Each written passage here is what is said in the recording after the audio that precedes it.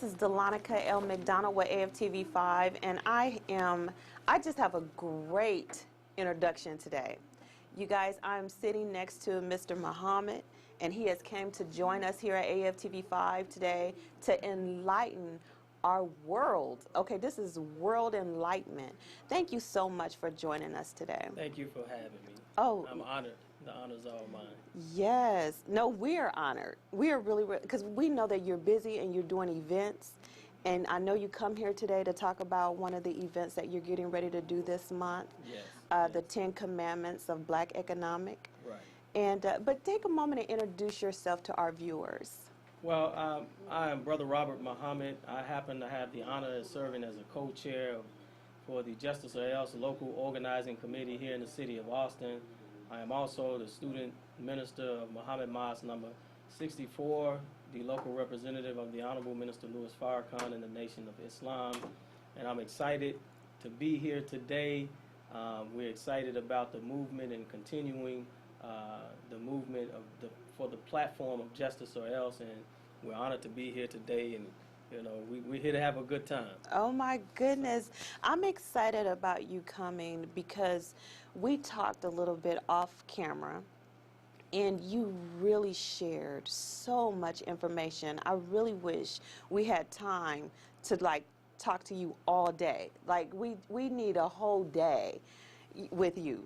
Yeah, just like get your schedule cleared and just say, you know what, I'm gonna just chill with AFTV5 and let's just talk. Yes, let's just talk. Yes, but you are sharing, you are on a mission, should I say, with an urgency is what I hear, to enlighten your people, absolutely, our people, on financial economics and freedom.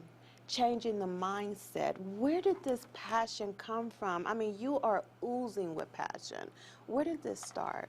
Well, the economics, this is just one of the aspects of the platform of the 20th anniversary of the Million Man March, Justice or Else, which we began it as a boycott to withhold funds, which we took a page. The Honorable Minister Louis Farrakhan said that Dr. Martin Luther King Jr. never had the opportunity to finish what he started. And he wanted to continue that work so that we could finish the work of the late Dr. Martin Luther King Jr. And so one of the things that he asked before he was assassinated is that, you know, due to the injustice that we were receiving, that we should begin to boycott the holidays that these corporations are using the love for our Savior, the love for our mother, the love for our father, the love for our mate, to make billions of dollars, but not assisting those of us that are spending money and providing resources for these corporations to assist us with the plight of injustice that we were seeing. And so we began boycotting Black Friday. And then we emerged out of Black Friday into, I think it's called Technology Tuesday. We boycotted that. And then we boycotted Christmas. We didn't boycott Jesus, but we boycotted Christmas. Then we boycotted, of course, Valentine's Day. And of course, this Sunday is Mother's Day, and we love our mothers, and we should do all that we can to let our mothers know that we appreciate them. But buying a card, buying flowers to enrich someone who is continually sucking resources out of our community and not really assisting or giving the due attention to the consumer as it relates to justice.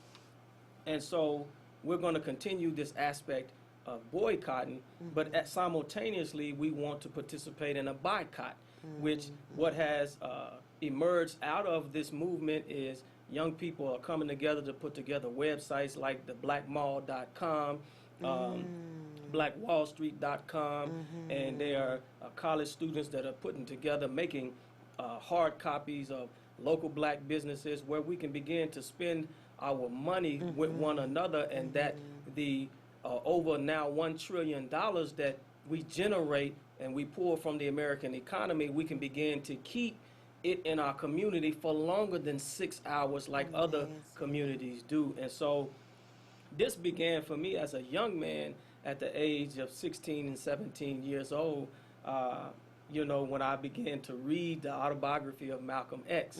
And so that was during the time period in which, in the days of the late 80s, early 90s, when we had now we have social media, so we can see police brutality and injustice at the tip of our fingertips.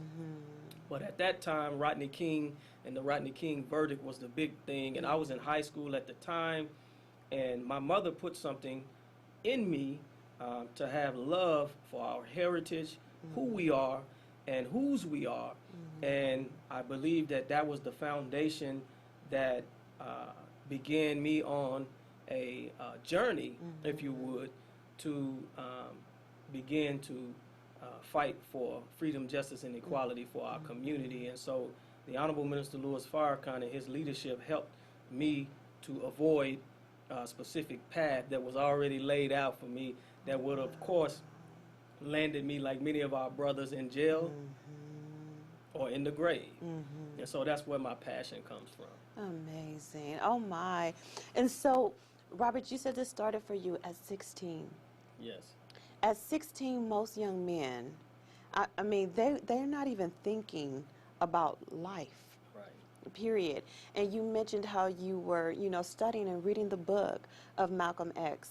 What came out of that for you as far as what sparked, what ignited at 16 years old? Well, at age, when you look at all of the prophets, whether it be in the scriptures of the Bible or the Holy Quran, they were all young men and women when they received their mission from on high. They were not elderly people that were waiting to die and do something good and go to heaven. They were yet young. And so, growing up poor, growing up broke, and being influenced by the culture of hip-hop. Your public enemies, your poor righteous team. Being influenced by the conscious culture that existed in entertainment at that time period helped me to want to be prideful of who I am, whose I am, but also to fight for a better day and a better condition. And so, honest with you, I don't believe I had any control over what I was experiencing at that time period. And now, fast forward some 30 years later, I'm still here. I'm still helping my beloved minister, the Honorable Louis Farrakhan. I'm still helping my community, and I thank God for the opportunity to serve. And that's exactly what you're doing. You're serving through educating, and you're getting out there. You're not just standing behind a telephone or, paper. A lot of times we have private conversations and we voice what we don't like. Right. You're getting out there and you're engaging and you're bringing people with you. Right. Tell us a little bit about what you guys are doing in the community to help enlighten and educate on our finances. Well, one of the things, and we're beginning that process here in Austin because, Austin has a spotlight on it. It is one of the fastest growing cities in the United States of America. It has recently been lauded as the next boom town by Forbes magazine. Amazing. A few years ago, it came out and researched that it had the highest concentration of millionaires here in the city of Austin, over 20,000. And so when you look and you compare Austin to San Antonio, Dallas, and Houston, when you compare the economy, the economy here in Austin is always head and shoulders. Even when we experienced the fall of the economy in the early 2000s, Austin, generally, we were still doing well. Wow. But there's a flip side to that. So the fastest growing city in the United States of America, the second to San Jose, California, the tech hub, the Silicon Valley. But although it is the fastest growing city, or one of the fastest growing cities in the United States of America, it's the only one among the fastest growing that has a dwindling black population or African American population, which some studies say 6%, some data says as high as it goes is 8% of the population.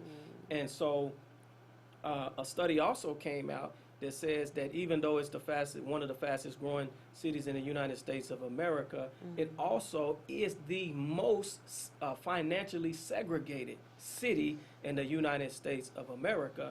And so although there's low crime, although the cost of living is high, I think the opportunities are relative to the cost of living.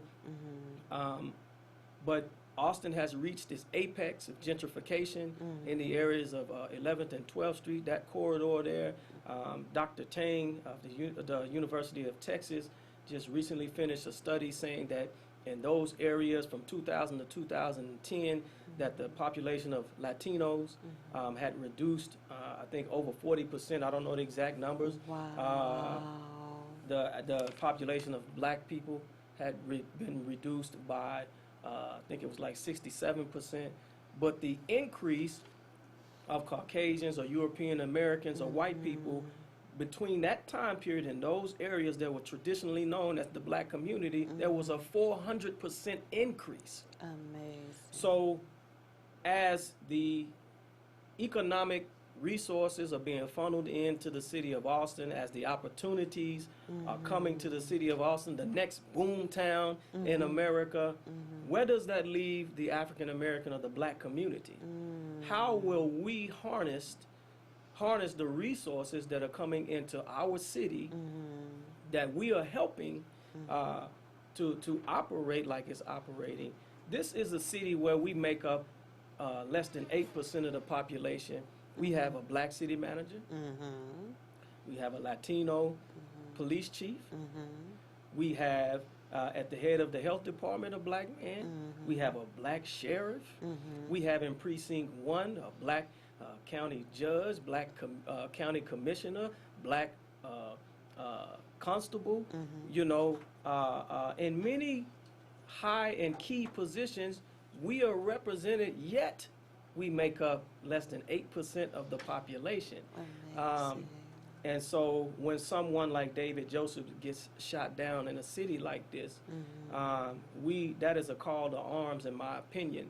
But beyond that particular aspect of injustice, we have to talk about finances, because the scripture says money answereth all things. And so you and I know that we can't do much without having access to that medium of exchange here in the United States of America. So I feel like if we're going to do anything, we have to begin to talk about our future economically. Even before we can talk about our future socially, we have to talk about it economically, because that's extremely important, because without those resources, we can't do much. Right. So that's where we're starting. And so we having the opportunity, Austin being the next boom town, we need to figure out how we can harness the resources of our community and benefit from it as a community, not an individual, but as a community. I love that. So that's where we're starting. Tell us a little bit more about your event that's coming up. The event that's coming up is a part of the brainchild of the Justice or Else Local Organizing Committee, in conjunction with the Greater Austin Black Chamber of Commerce. We united in the effort. We both feel like, as many others do, that the discussion of economics is very important. Absolutely. And so one of our leading scholars, and when I say our, I mean the black community, Dr. Boyce Watkins, is touring the country, and we found out he was going to be in Houston and Dallas around this same time period, and we were connected with him and his people, and we said, hey, why don't you make a stop down to the capital city of the Lone Star State and let us talk about the 10 commandments of black economics. And so he's one of the leading scholars and a part of the platform of Justice or Else movement is that we bring our leading scholars together and that we map out a plan of action for the black community. And at the core of what we want to map out is economics. Absolutely. And what is the purpose going forward? What would you like to see the community take heed to going forward? Well, what of course what we would like to see is ownership. When you look just down the street from here, we see a Chinatown down the street. Now, I was born and raised in the city of Austin, and the city of Austin was never like any of the major metropolitan or inner cities or the cities like D.C. or Chicago, Atlanta, Los Angeles, where you could go to various communities and they be named Germantown and Chinatown and all of these different places. But now you have a Chinatown in the city of Austin. And so we should follow blueprints that work. Amazing. I love it. The Asian community moved in. They began to buy and purchase land, which gave them political power. And they used that political power to harness economic power. And so now you see, but for some reason, when we talk about rotating the black dollar, someone comes up and say, well, you're practicing reverse racism. But we don't call the Asians racist when we go down there and we can't read the signs on the building because it's written in Mandarin or whatever language that there is. They're doing for themselves.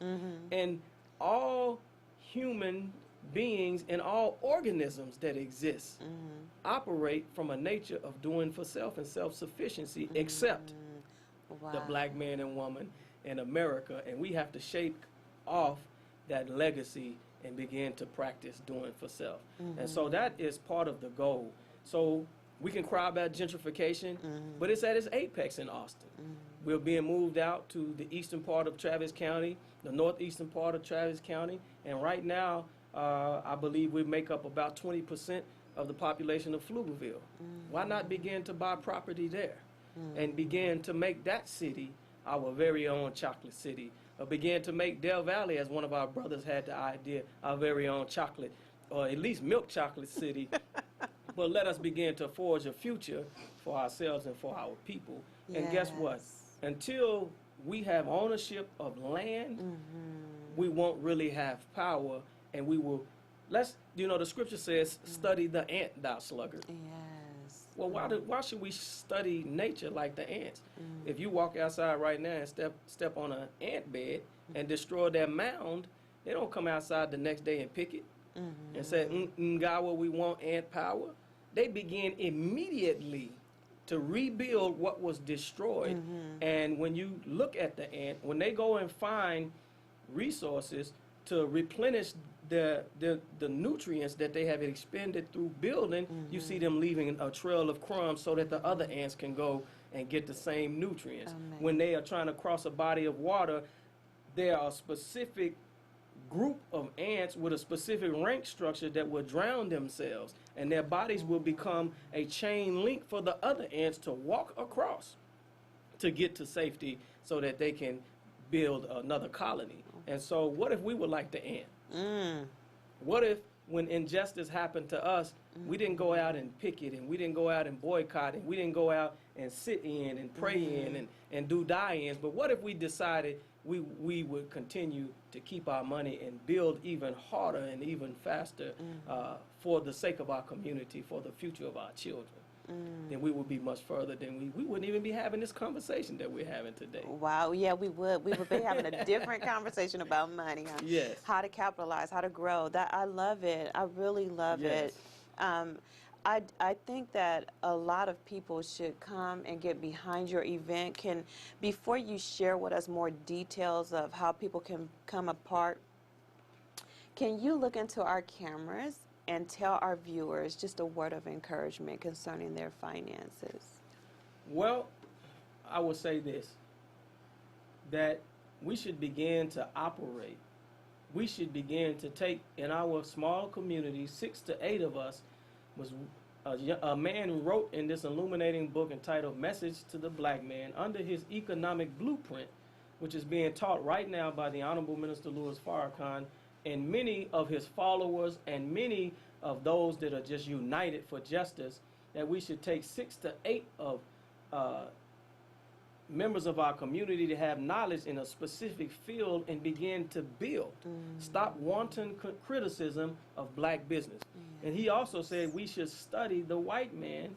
He said because he makes no excuses for his failures, he works in a collective manner, and he builds his community. There's nothing wrong with that because they are doing for self. So I would say this, that we should begin, as one of our great brothers in our nation by the name of Nuri Muhammad coined a phrase, I should say, that we should shop with our brother before we shop with another, and that will begin the process of garnering the financial synergism in our community. We will begin to see the power of our dollar. And so Nike knows the power of our dollar. Walmart knows the power of our dollar. CERTA knows the power of our dollar. All of these corporations know the power of our dollar, yet we don't know the power of our dollar. Amazing. So we should begin to pay attention to our financial resources. We should pay ourselves before we pay anybody else, and begin to build together under unity and under a common cause and a common goals. And I'll say this, that we can't continue to look towards a political club like the Republicans or the Democrats to do for us what we can do for ourselves. So yes, we have a black president, but what can he do for us if we don't stand up and do anything for ourselves? So the word of encouragement is let us start buying black. Let us start buying brown. Let us start spending our money with the poor, like-minded individuals of our community. Awesome. That is awesome. Can you tell us one more time how people can get a hold of you? How can they attend this event? And how can they be a part of transforming their lives? Well, we would say that you can go to austinloc.eventbrite.com. austinloc.eventbrite.com. You can purchase an early bird ticket for $25. You can wait till you come to the door. It's going to be, the event is held on May 13th at St. James Missionary Baptist Church in the Franklin Chapel at 1817 EM Franklin. It starts at 7 p.m. You can go online to austinloc.eventbrite.com. That's austinloc.eventbrite.com. Or for more information, you can call 512-736-8055. That's 512-736-8055, and you can get more information. We look forward to seeing you there to talk about our economic future. Oh, that's awesome. Thank you, Brother Robert Muhammad, for joining us. This was amazing. You guys, I hope you were out there taking notes, writing. This is information that you can use. So that's what we provide at AFTV5 is news that you can use. And you just received some great transforming information. Hey, you have just tuned in with Delonica L. McDonald with AFTV5. Have a great day. Yes. No, we are on.